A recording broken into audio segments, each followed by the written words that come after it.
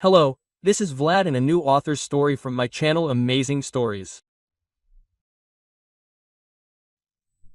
Olga's career developed rapidly.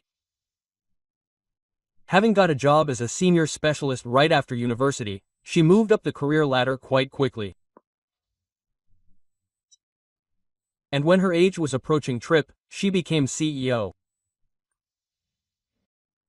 She met Anton almost immediately after graduating from university. At that time, the guy was already working on a small farm providing services for the repair and adjustment of automated equipment. Anton was unable to enter the university on a budget place, and he did not go to a paid place, although he had enough points for this.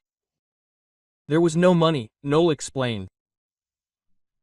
My father wanted to take out a loan, but I knew that they were already making ends meet at home. After all, I am not the only child in the family. So I ended up in college. I am a loser. It happened that way. After college and military service, I could not find a good job. In this company, however, everything is more or less going, but I cannot rise above a simple adjuster. The relationship between the young people quickly grew from simple friendship into something more. And 3 months after starting work at the company, Olga married Anton. The young man tried to make a significant contribution to family life, but his wife's salary always exceeded his income, so he constantly felt a kind of inferiority.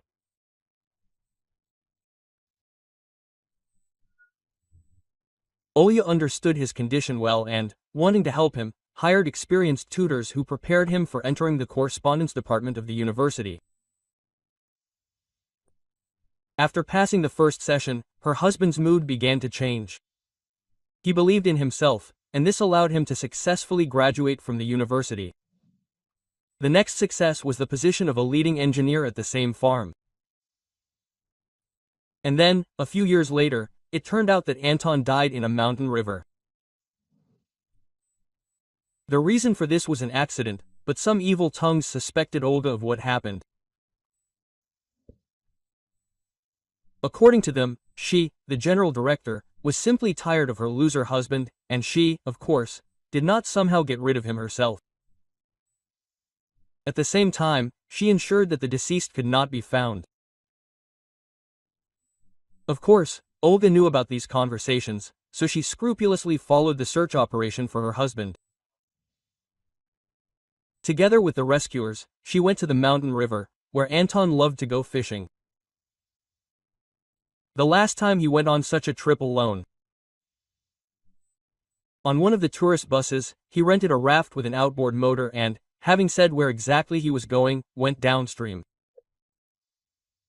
Did not return to the tourist center by the appointed time. Over the past few days, several groups of water tourists floated down the river on catamarans and rafts, starting from this tourist center and from those located upstream. They said that they saw a tent on the bank and an inflatable vodka there, intended for mountain rivers, and half pulled out onto a gentle bank. When they arrived at the rescuer's place, they found fishing equipment and things in the tent and next to it, including a brightly colored life jacket.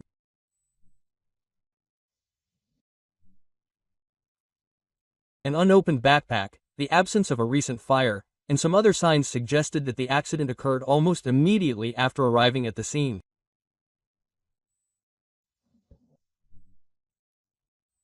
Anton probably went to the raft to lift the outboard motor, fearing that its propeller could be damaged on a rock, and could accidentally fall into the water.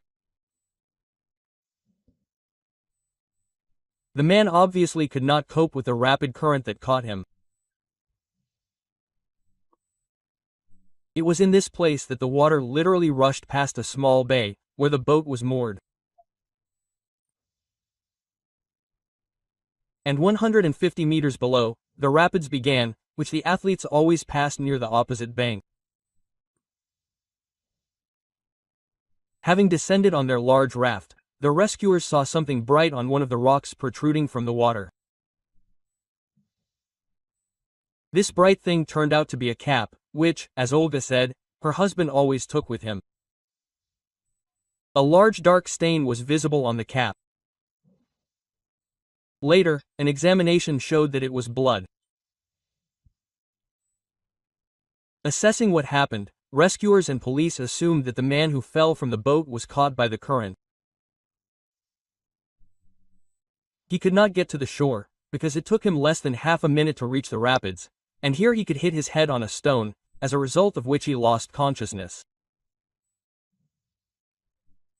How far the river could carry him, it was unknown. But he could not lose consciousness. Olya tried not to lose hope. Anton swims very well. I was here with him several times, and he explained to me in detail how to behave in a mountain river. We understand you and sincerely sympathize, said the senior rescuer. All the details point to a tragedy. At present, the search for your husband is underway downstream. As soon as the situation becomes clear, you will be informed. Unfortunately, you should prepare for the worst. It is unrealistic to survive after such a blow to the head and loss of consciousness. After all, there are still several more stones protruding from the water, and then there will be a new rapid. Returning home, Olya called her mother-in-law. That's all. Nadezhda Vasilyevna was silent for a while, and then literally whispered, "We need to bury Antosha, bury what is left of him. You brought things from there, and a fur coat, and there. So we will bury them. If it turns out that your husband and my son are found, then we will bury them again. But why keep the things?" Olya did not understand the meaning of the proposal. "There will be a grave." In the same tone and also almost a whisper, the mother-in-law explained. It would be possible to come there, remember Anton, fix something, remove some weeds. Time passed, and there was not a day when Olya did not think about Anton. She truly loved him, and this feeling appeared in her a long time ago, never weakening with time. They almost never had quarrels. The only thing they lacked was children. At first they were sure that it was too early, but then nothing worked out for them. Most of all, the mother-in-law was worried about this situation. Nadezhda Vasilyevna treated her daughter-in-law very well, and sometimes it even seemed to Olya that the woman's own son was secondary. Although her mother-in-law did not tell how much she wanted grandchildren. Her views on little girls and boys could be understood without words. Nadezhda Vasilyevna would not just be delighted with the birth of a grandson or granddaughter, she would be in seventh heaven. Following her advice, Olya made a symbolic grave at the new city cemetery. The place was provided not very far from the entrance on a plot located near the fence. Immediately behind it there was a gentle slope, at the end of which a young birch grove grew. She visited her husband's grave on Sundays. The cemetery was located not far from the city, near a village that could well be called its satellite town. It housed an industrial enterprise, and the development was mainly represented by 5- and 9-story buildings that appeared here back in Soviet times. On the eve of another trip to the cemetery, Olya got caught in a real downpour. Wanting to take a short walk, she went to a grocery store located about 300 meters from her house.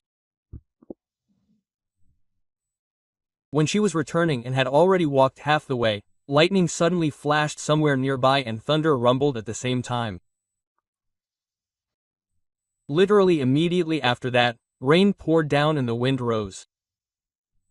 She did not think that the weather would get worse in the next half hour. She did not take an umbrella. All her clothes got wet right away. Despite the warm summer day, it was very cold in wet clothes and a strong wind.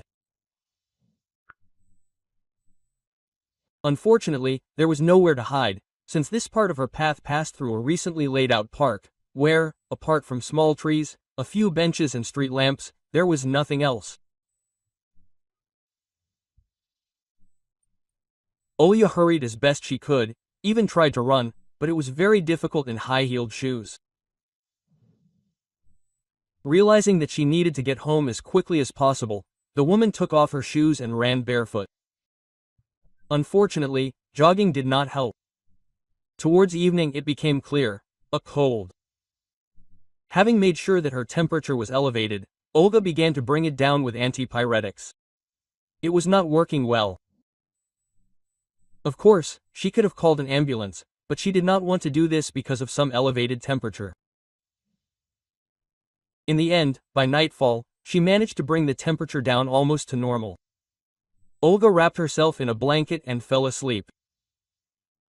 In the morning, only a slight malaise remained from the previous day's condition. Just in case, having taken an antipyretic, she, after breakfast, called her mother-in-law, saying that today she was going to plant perennial flowers around the perimeter of the symbolic grave, the seeds of which she had bought the other day.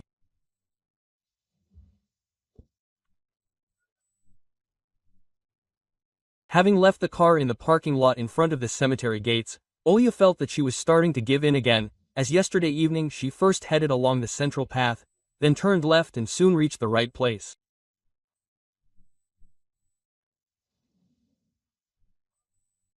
Sitting down on a small bench near a hillock that was not yet overgrown with grass, the woman brought the flask to the back of her hand. It seems like my temperature is rising again, she thought. Why didn't I take anything with me? Oh, I should have called Lesha yesterday to find out what else to take for a cold. Alexei was her brother. After graduating from medical school, he first worked as an ambulance doctor, then got a job as a therapist at a city hospital. She could, of course, call now, but she rejected the idea. She didn't have any pills with her anyway. Okay, I'll call when I go back, Olya decided. And on the way back I'll stop by the drugstore. Now I'll just sit for a bit, it will get better, and then I'll sow the seeds. Unfortunately, it didn't get any better. She sat with her head supported by her hands resting on her knees, listening to her feelings and waiting for things to get better. Auntie, are you feeling unwell? Quote, she suddenly heard a child's voice. Removing her hands and raising her head, Olga saw a girl of about 10 years old in front of her. She was standing, looking at her sympathetically. Kindness and calm were visible in her eyes. You are sick, right? The little girl asked again. You need to do something here, but you can't because of weakness. Let me help. Who are you? Olya asked, surprised. And why are you alone? What are you doing here anyway? I'm Masha. I'm always alone here. There's a hole in the fence, and I go through it. And over there, behind the birches, is our orphanage. And you can also go through a hole in the fence there. I walk around like this every day, helping people here. I pull out someone's grass, and paint someone else's fence. And they pay a little for it. And then I buy something tasty and share it with my friends. Lord, was all Olga could think when she heard the child's words. I think I have some cash with me. I'll give it to her. Let her buy something. Although, it's unlikely that she'll just take the money. Oh well, maybe they'll spread the seeds then. Smiling affably, Olya suggested, let's do everything together. I'll loosen the soil, pull out any grass that gets in the way, and you'll lay out the seeds. And with these words she began to get up from the bench. But the dizziness that had suddenly set in made her give it up. You feel very bad, the girl asked sympathetically. Maybe you'll sit down and rest? I'll do everything myself. I understand what's needed. Give me your iron. Wait, Olya asked. Here, taking a 500 ruble note out of her purse, she handed it to the child. Take it right away. I really don't feel well. Oh, that's a lot, the girl was surprised. They pay 100 rubles for this kind of work. Oh, it's okay, everything's fine. Olga smiled. This is my advance payment to you. And next time I'll bring paint and a brush, and you can paint this bench. Agreed? Okay, the girl agreed and got to work. Sitting on bench, Olga watched the little girl quickly tearing grass and loosening the soil. She was doing everything well, and it seemed that Masha was doing something she was used to. While trying to do the job so that the result would be pleasing. While admiring the work, Olga simultaneously felt ashamed. After all, she couldn't clean her husband's grave because of some ordinary cold. Moreover, she was getting worse.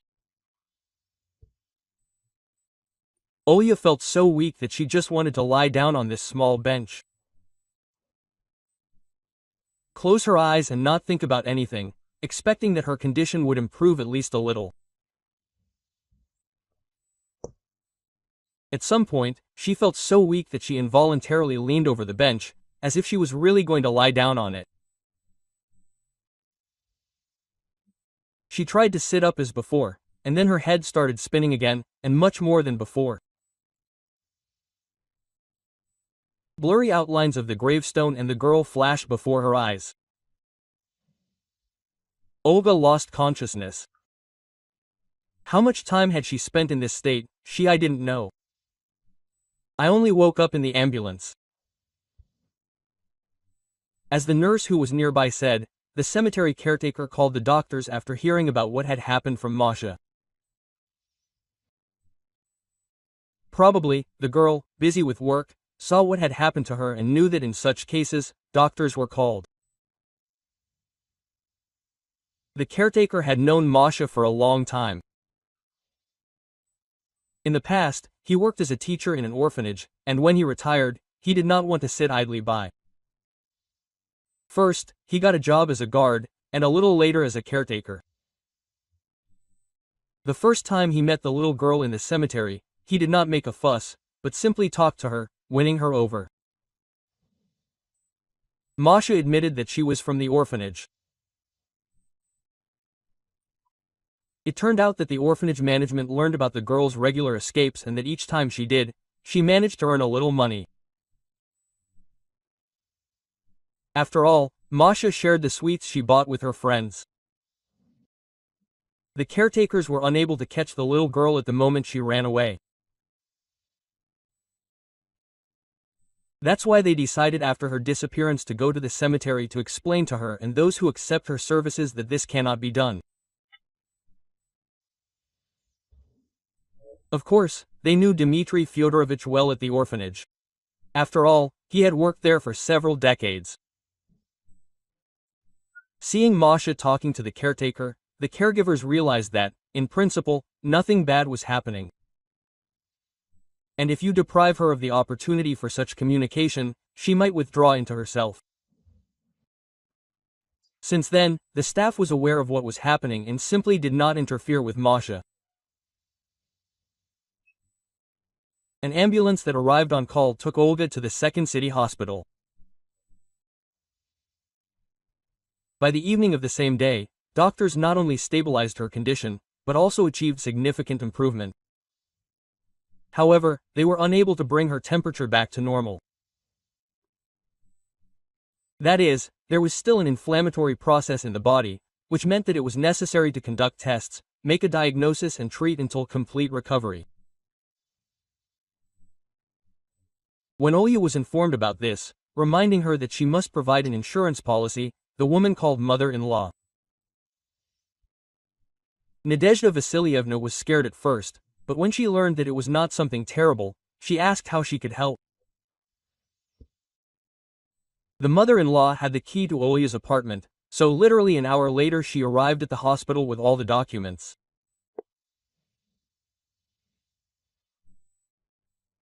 The tests were taken the next morning, and then after the rounds, the attending physician invited her to the doctor's office.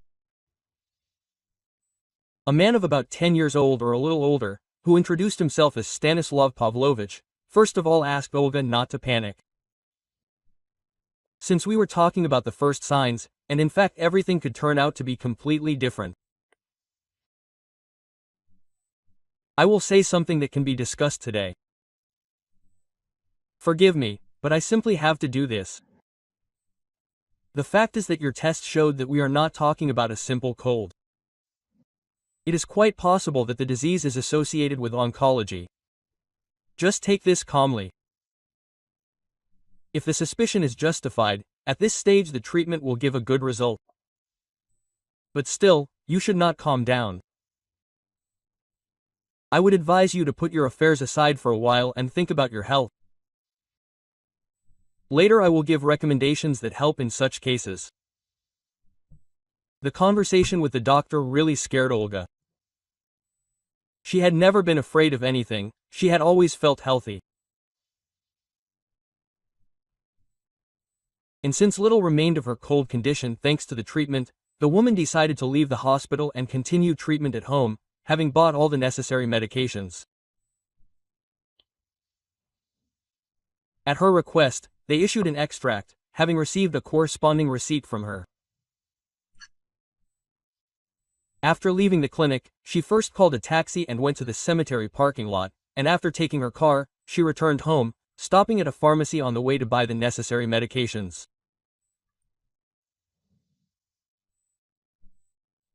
Of course, it is undesirable to endure even a common cold on your feet, but just these days at work there was an albeit insignificant, but still a decline.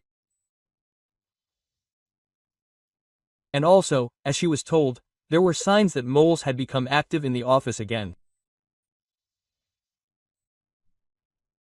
The CEO knew that there were people working for competitors among the employees, but he had not yet been able to identify them. The next day, having solved the most significant problems, Olya decided to leave the office for a couple of hours to her deputy, so that she could go to the cemetery herself. She really wanted to meet Masha, who had helped her so much, to thank her. She saw the girl almost immediately upon entering the cemetery. She was sitting on a bench under a canopy with some man. It turned out to be the cemetery caretaker. They were talking about something, and, apparently, the conversation was interesting to both. Dmitry Fyodorovich realized that Olya had come specifically to talk to the girl, which meant that it would be better if they were alone. Therefore, referring to some business and apologizing, the man left. Quote, "Don't get me wrong," Masha began right away. "I did everything when I took you away soon. I pulled out the grass, loosened the soil, and sowed the seeds. If I had paint and a brush, I would have painted that bench too." "Thank you, my dear," Olga thanked, feeling tears welling up in her eyes. "I knew you would do everything. I realized back then that I could rely on you. And we'll paint the bench some other time. But that's not all. I wanted to talk. That's not why I came. You helped me that time. How can only a very good person help? You can't even imagine how grateful I am to you. I know that if I try to give you money, you'll most likely refuse." "Yes, I will refuse," looking straight into your eyes, Masha said. "In my place, anyone would have done the same. Of course, I should have called an ambulance. But you know, what did she want to say?" Yesterday the girl looked around and, switching to a whisper, continued, "I saw some guy on the grave.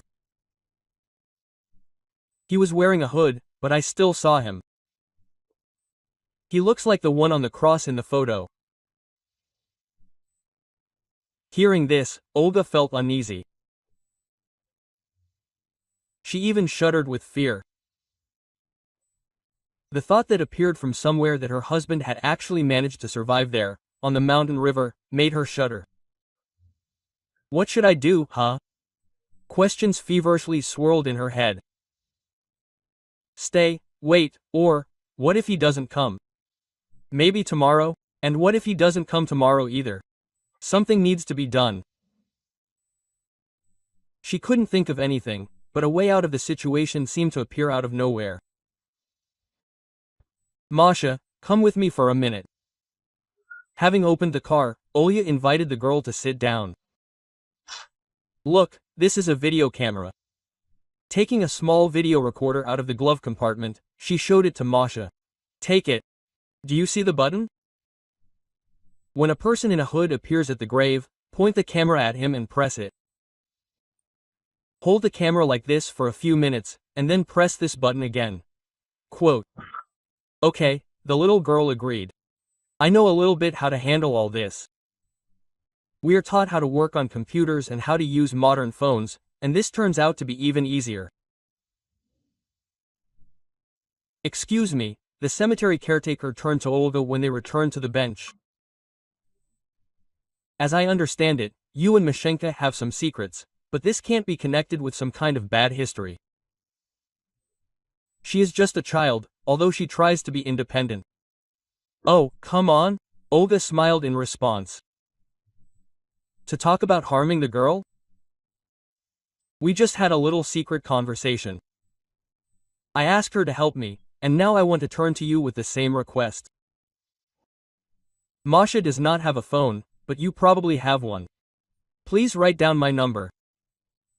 If everything works out for us, she will ask you to call me and let me know that everything worked out. Can you? Okay, I will help, Dmitry Fyodorovich smiled. After saying goodbye, she went to the office. However, her health began to deteriorate. And asking her deputy to continue the work she had started, Olga went home.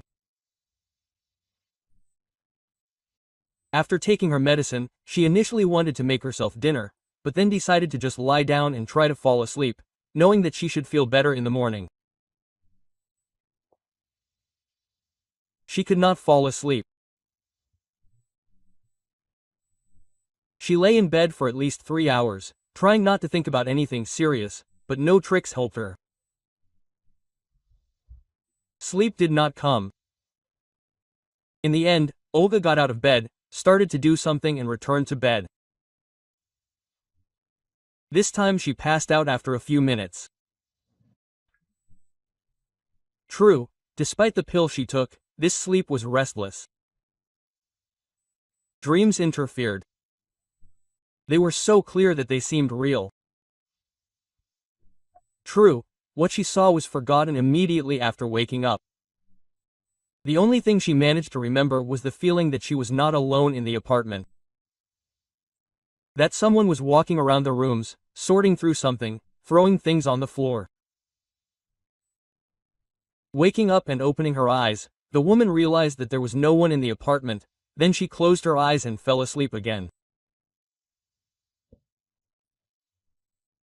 In the morning, Olga saw that many things in her room and in others were turned over and scattered.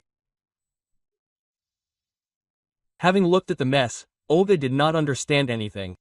After all, she remembered that she had gotten up several times during the night and was here alone. There was clearly no stranger. The only source of the disorder could be herself. Quote. After all, it could be, she thought, that my temperature had risen sharply, the sleeping pill had not yet taken effect, and I, like a sleepwalker, turned things around in the apartment. Fearing that her condition would worsen again, Olga decided not to go to the office at least until lunchtime today. Having called her deputy and warned him about this, she calmly had breakfast. True, she had no appetite, but she knew that it was better not to go hungry when she was sick.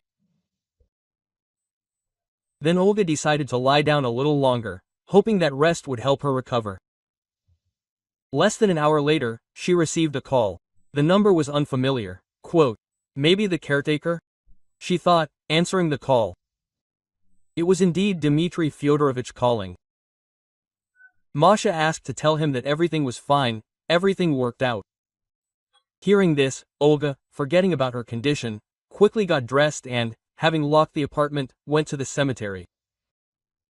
She found the girl on the same bench with the caretaker. I won't disturb you, keep your secrets, he got up, leaving. That guy in the hood came again, Masha whispered. And again at the same time I looked at him and realized that he really did look like the photo. Olga turned on the recording. Although the image was small due to the size of the monitor, all the necessary details were visible well. The little girl really knew how to handle technology. Although yesterday during the conversation she forgot to explain how to zoom in on what you are filming. Masha guessed herself, and therefore the image of the man's head occupied a significant part of the frame. Having watched the video twice, Olga came to the conclusion that the stranger really did look like her husband. But was it really Anton? If he really went out, then why didn't he let anyone know about himself? And if this person just looks like him, then who is he and why does he come to the grave? Olga tried to find answers to these questions, but nothing worked. Quote, Masha, she addressed, you helped me a lot. You not only shot the video I asked for, but also did the work. So I just have to pay you for it. So much, the little girl was surprised, seeing the 1,000-ruble note. But I've only been here for 2 minutes. Mashenka, Olya said affectionately, for the help you gave me, you should have paid several times more. Moreover, you were waiting for him. And in general, remember, sometimes 1 second can solve all the problems. Olya spent the afternoon in the office. Probably, due to the medications she took and a long rest, her condition was improving significantly. The employees knew about her illness and demonstrated very high activity, showing that they were trying. Having warned the deputy that tomorrow, due to illness, she would also come to the office only after lunch, Olga headed home. And in the morning, half an hour before the stranger in the hood appeared, Olga was already close to the grave, having settled down behind a small fir tree, probably planted by relatives of someone buried nearby. The man in the hood appeared as if from nowhere. He approached Anton's grave, sat down on the bench where Olga had sat a few days ago. Because of the hood, she could not see his face completely, but his profile really did resemble her husband. She was only about 9 steps away from the bench. And jumping out from behind the fir tree, Olga ran this short distance, pulling the hood off the man. Confused, he looked at the disturber of his peace, and she looked at him. And indeed, the man looked like Anton, but it was not Anton. The strength that had appeared from somewhere left Olga, with difficulty holding back tears, feeling how her legs were filling with weakness, and somewhere inside some lump was appearing. She, trying to suppress the trembling in her voice, apologized to the stranger. Although he was stunned by what had happened, he still guessed in time that she was unwell. Embracing Olga, the stranger carefully sat her down on a bench, and for several minutes they sat silently next to each other. Then the man began to tell. I saw what happened that day on the river. Quote, By the way, my name is Alexander Yurievich, he said, carefully choosing his words. And beware that what is said can somehow harm. My favorite place is on the opposite bank. There is a small bay and a narrow section of a sloping bank, so that the boat can be pulled out of the water a little without difficulty. According to him, Anton, having gone downstream a little below the place where the rescuers found the raft, turned around and, pressing himself to the shore, went up to a small bay with a calm current. Having pulled the small vessel higher onto the shore, the man unloaded it, then took off his life jacket, helmet, set up a tent and unfolded a large bundle. I wasn't hiding, Alexander continued his story. It's just that from the opposite bank, I, sitting by the water, was almost invisible. And he wasn't looking in my direction. But I saw how your husband, standing on the shore, was pumping something up with a foot pump, and it soon became clear that it was a small inflatable boat.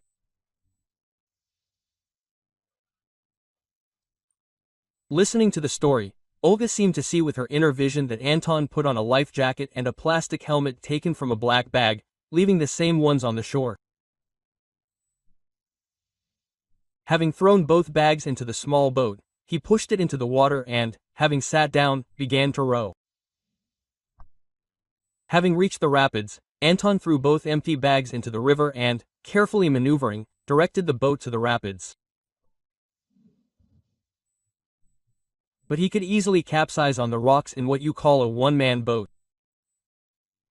Looking at the man, she asked doubtfully, "I saw what kind of waves there were. Or is that not so?" About a day before that day, there had been heavy rains in the mountains, the man explained. The water level was 40 centimeters higher, or even more. This rapid is dangerous only at low tide. And after a good downpour, most of the dangerous rocks disappear. The draft of boring boats is small, and they easily pass over such places. The stranger told how, sailing past a rock sticking out of the water, Anton threw something at it. This something, as Olga guessed, was his cap. Quote, "What about the blood?" she asked, unable to bear it. There was blood on the cap, and the analysis showed that it was human blood. Quote, "I don't know, I didn't even see what he was throwing," the man shrugged. "Although, it seems to me, you can make some kind of wound and stain your cap with blood." "Perhaps you are right," she agreed. So what happened next? Almost immediately after the rapids, the current slows down. This is especially noticeable during high water. You were there and probably saw that the river turns slightly to the left. Well, that is, the current presses against the right bank. The small boat with that man was already carried to the right. And then he tried, leaning on the oars.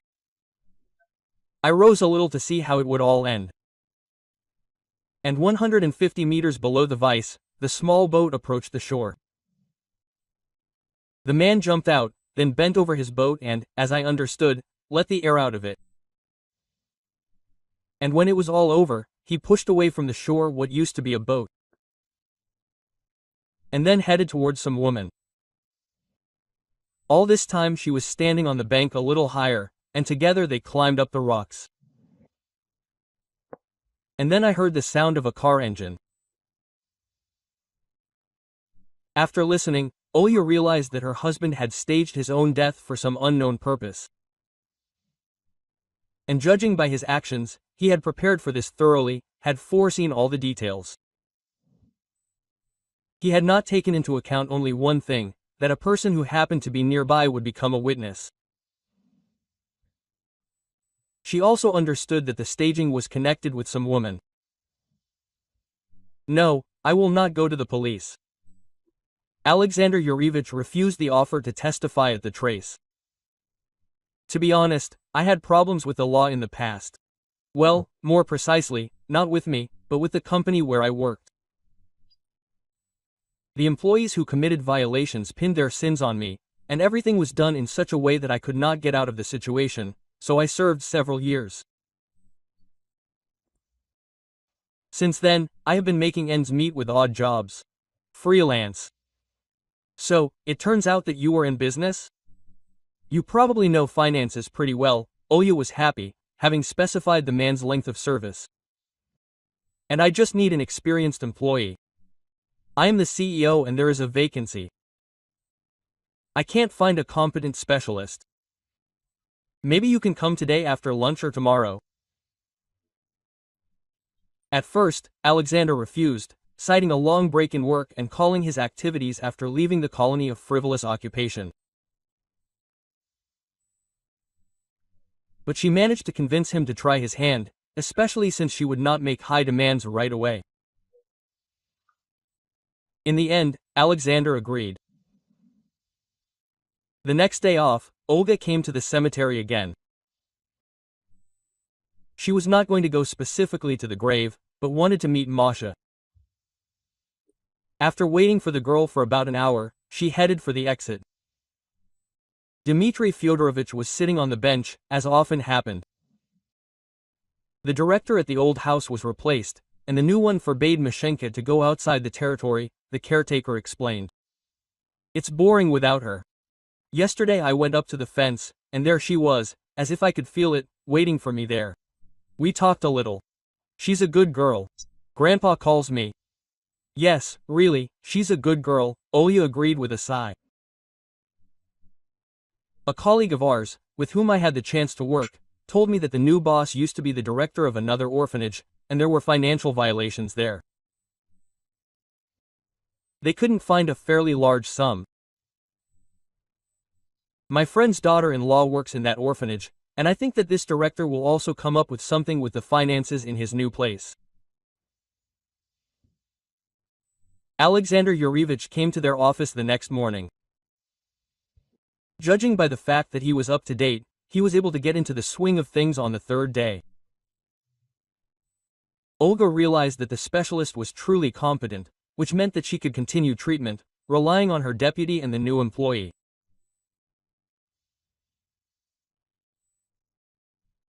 At the end of the week, Alexander called her and said that he had managed to identify 2 moles at once, who were leaking confidential information to competitors. Olya, drop everything, went to the office and suggested that these employees resign of their own accord. The company's work began to improve before her eyes. Olga calmed down a little, and now she began to be more interested in her missing husband. Since some woman figured in the story, it is quite possible that Anton simply betrayed her and decided to leave her for another. At the same time, Olya was surprised. Well, couldn't this have been done the normal way? Meanwhile, her health was also gradually improving. She was undergoing treatment at the hospital, a referral to which she received at the clinic. Only now she was treated not as an inpatient, but as an outpatient.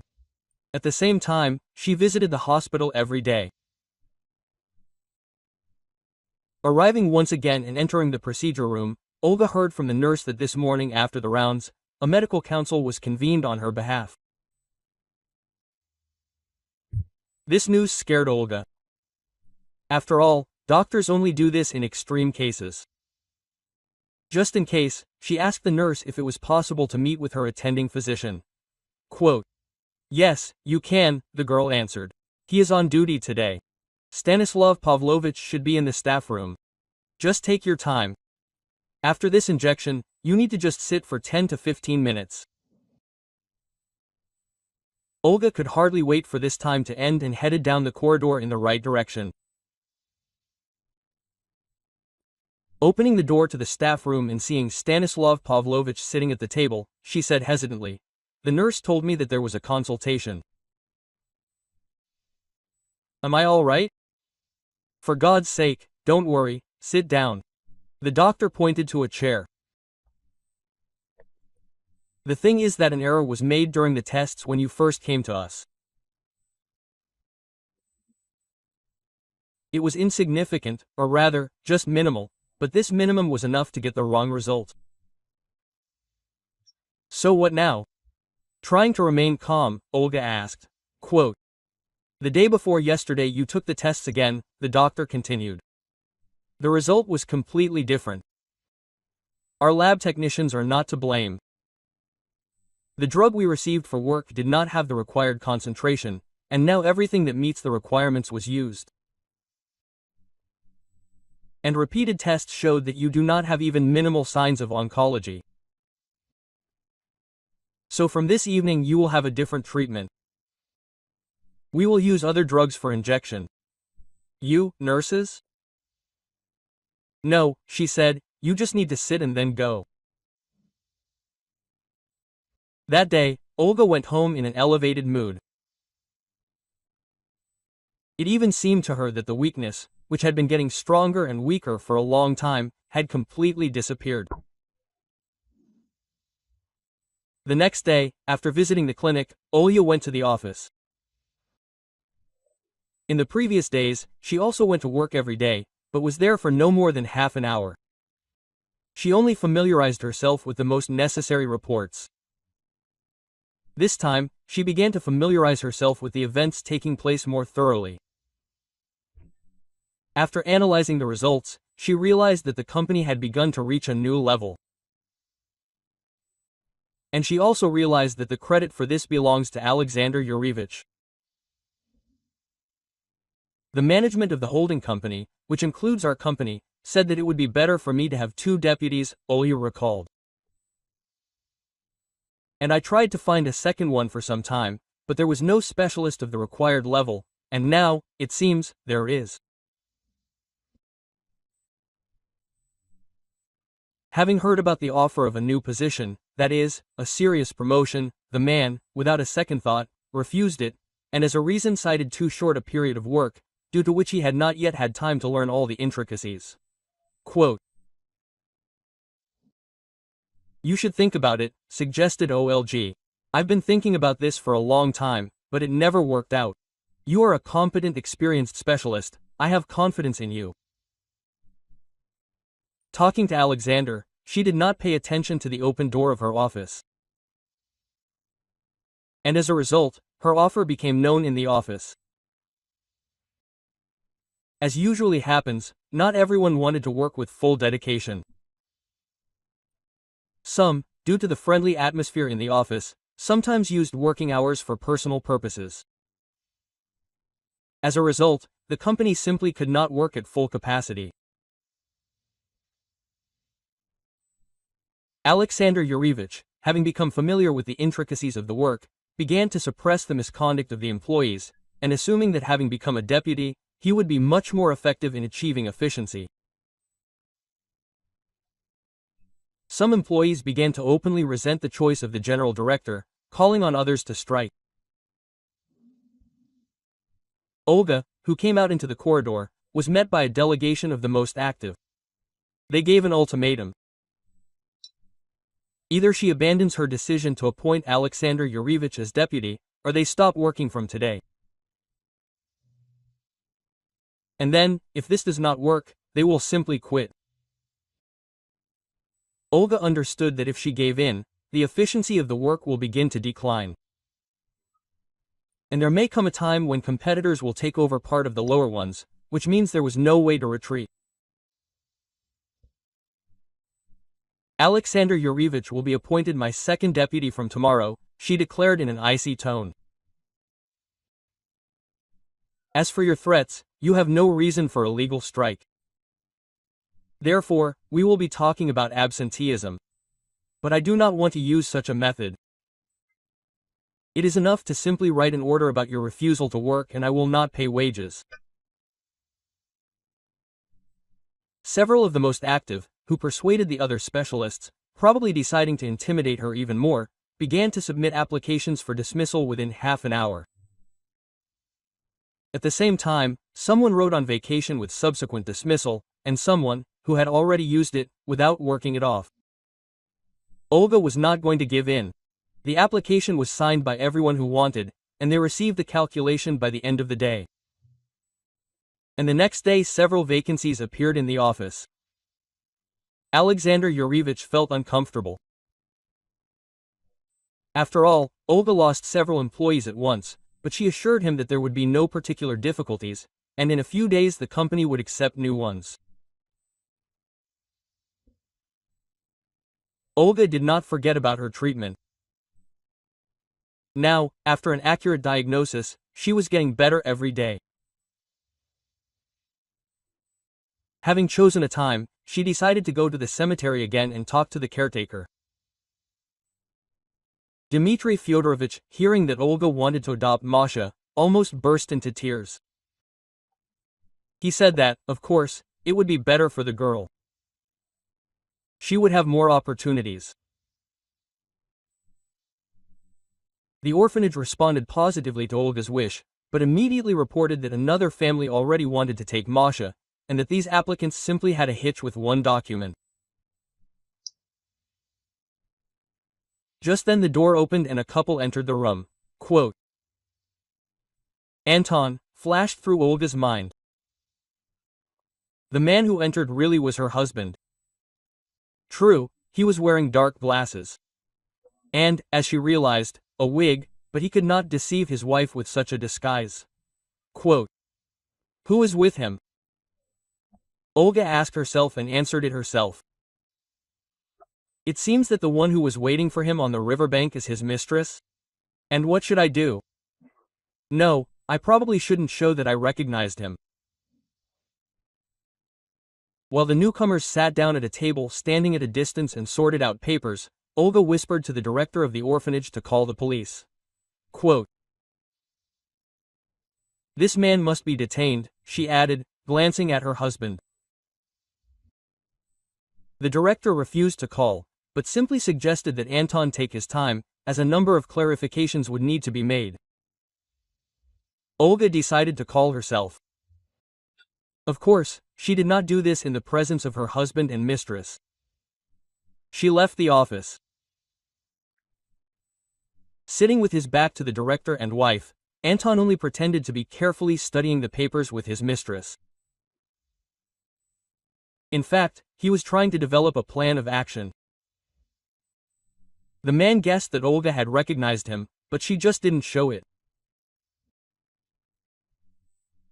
As for the director's suggestion to take his time, it came after he had whispered something to his wife.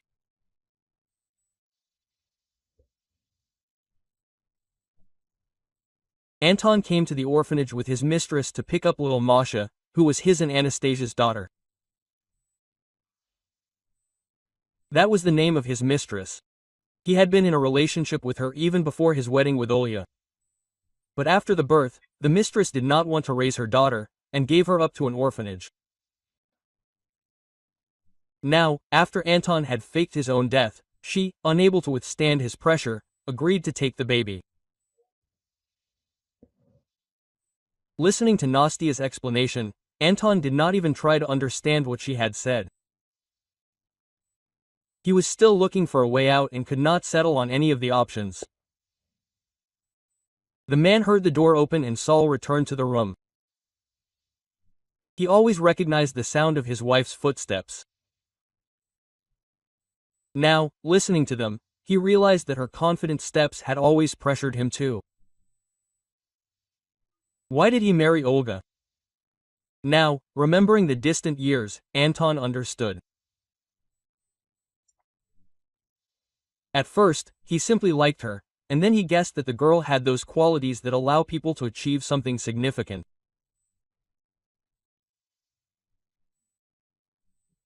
And this means that he, a loser, will have the opportunity to live better than others when marrying her, without bothering himself with any worries. That is why he left Nastia, who was already pregnant. Moreover, he was not even interested in her life. He was afraid of only one thing, alimony, which his mistress could apply for after giving birth. That's why Anton took Nastia's refusal of his daughter calmly. And after years, the man realized that he felt his inferiority more and more. It began to seem to him that living with a rich businesswoman was just torture. After all, Olga paid for most of his purchases. And he got so used to it that he even began to put aside his earnings, assuring himself that it was just for a rainy day. The idea of faking his own death was suggested to Anton by his mistress. She managed to get new documents through some acquaintance, thereby ensuring his safety. The man guessed that the hype after his disappearance would die down pretty quickly. After all, he played out the performance of his own death perfectly. After all, it is almost impossible to find a drowned person in a mountain river. But you never know where the fast current can carry him. The memories that suddenly flooded Anton disappeared. What to do? He asked himself again. It is clear that they will not give them the girl today. Or maybe they won't be able to take her out of the orphanage at all. Who knows where Olga called when she left? Maybe the police. And what could they charge him with? Oh, it's a pity I didn't strangle her that night when I came home. To check if she had changed the locks. And I still needed to take her bank card.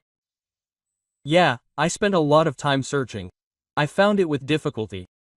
I made a mistake by leaving a mess. What if she realized something when she woke up? Anton understood that the best option for him and Nastia was to immediately leave the orphanage. But he didn't know how to tell his mistress this so that she wouldn't start to complain. And they didn't need the noise now. Finally, a very convincing and safe plan matured in his head, but he didn't have time to put it into action. The door opened and 3 police officers entered the office. Anton and Anastasia were detained. While the law enforcement officers were drawing up the documents, the door opened again. Yes, I saw how this man faked his death on the river. Alexander Yurievich began to testify. No, I am not mistaken. This is exactly the man. For some reason, the man, without looking at the police officers, told everything that happened on the river that day, and for some reason he was looking only at Olya at that time. She also did not take her eyes off Alexander. It seemed to her that all these days after they met, and even all the past years, they did not just live on their own, but were looking for each other. Finally, the police completed all the paperwork. Anton and Nastia were taken away. Olga, Alexander and the director of the orphanage remained in the office. Quote, "Well, are we going to stand like this?" the director asked, turning to the visitors.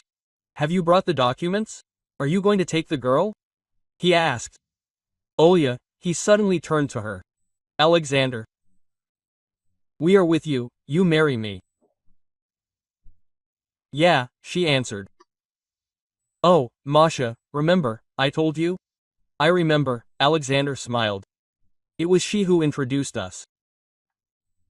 If it weren't for her observation, we would have gone our separate ways."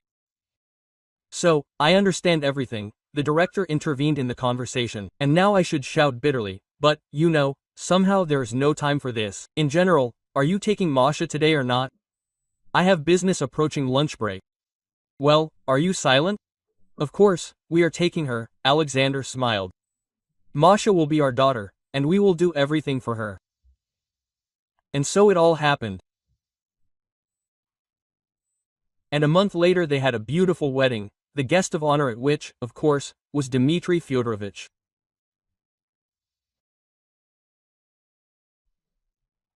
If you liked the story, I hope you will support me with the thumbs up button.